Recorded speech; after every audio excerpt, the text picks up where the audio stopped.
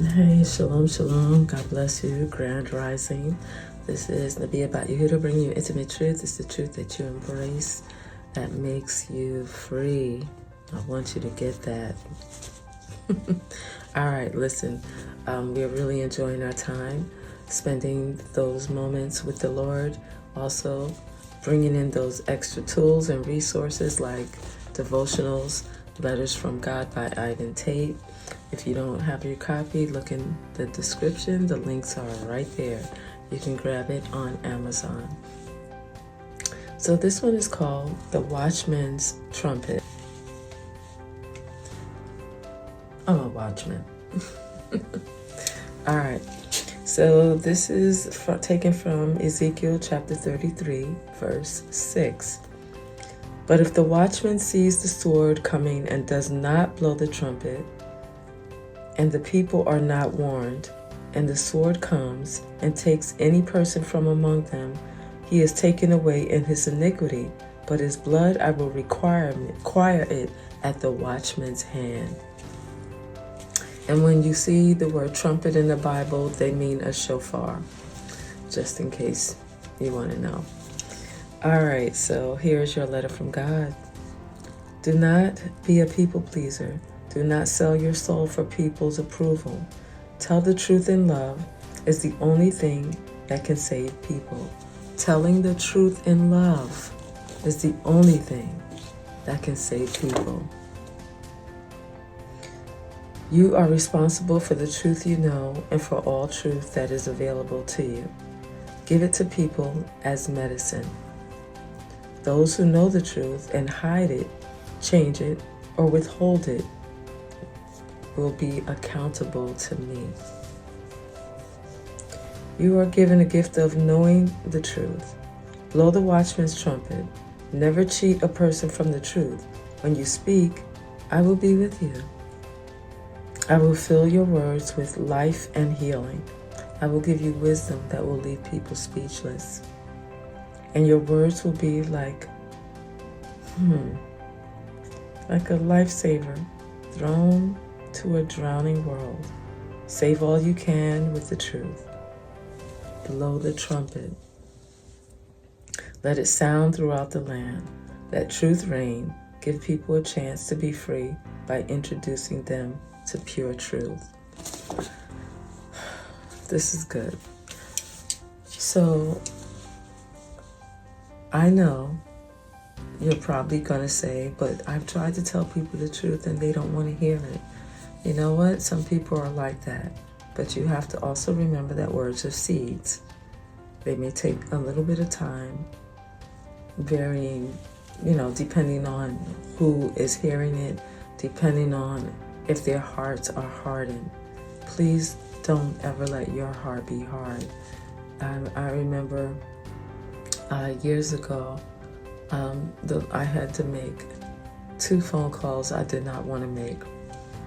This was in the early 2000s, and I had to tell both of these people the truth about how they were living. I mean, I started out with, certain questions and eased into it, and I did it because the Lord woke me up early in the morning, and he took me to Ezekiel. And he said, if they die in their sin, the blood will be on your hands. And I was like, what? Well, we never had to have that conversation again. Because the truth of the matter is, if people don't listen to you, they're not listening to the Lord. And that's the same thing that Yeshua said. He said, if they don't hear you, they don't hear me. So never take it personally. It's not about you. It's not that they're rejecting you per se. They're really rejecting the Lord, and that means there's a place in their heart that has not submitted to the Lord. If they keep flailing around, no, I don't want to hear it, I'm right. I don't agree with you, just please back off. And sometimes you feel like you want to defend yourself. I've been in that situation. So, and you just want people to listen. Just stop arguing and listen. It is a skill And it takes time, it takes patience, and it takes grace. So continue to sound the trumpet, even though they don't want to hear it. And no, I'm not going to sound it right now because it's 6 a.m. So otherwise, trust me, I would do it. Maybe I'll come back later and do it. Who knows? I guess if you ask nicely in the comments, I may come back and do it. But the alarm system is going off. Not only is it that they have to hear truth, you have to hear truth. Even in this message, it's not just for you guys, it's also a reminder for myself. So I take it for myself as well. And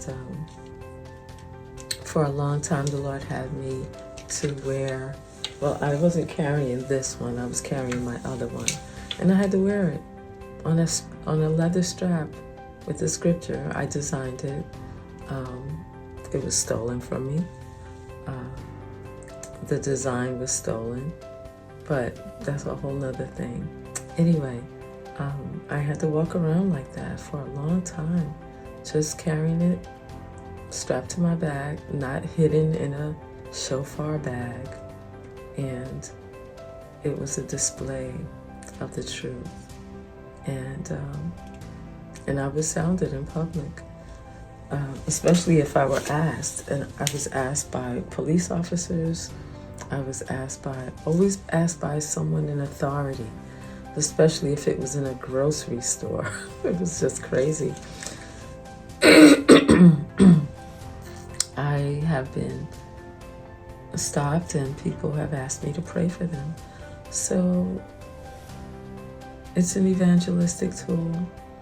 It is a tool that the Lord sets in our hearts, in our hands, that we walk in truth, that we be ablaze for His truth, and that it's not about if the person is comfortable. We always say things like, well, I don't want to offend them, and what if they don't listen?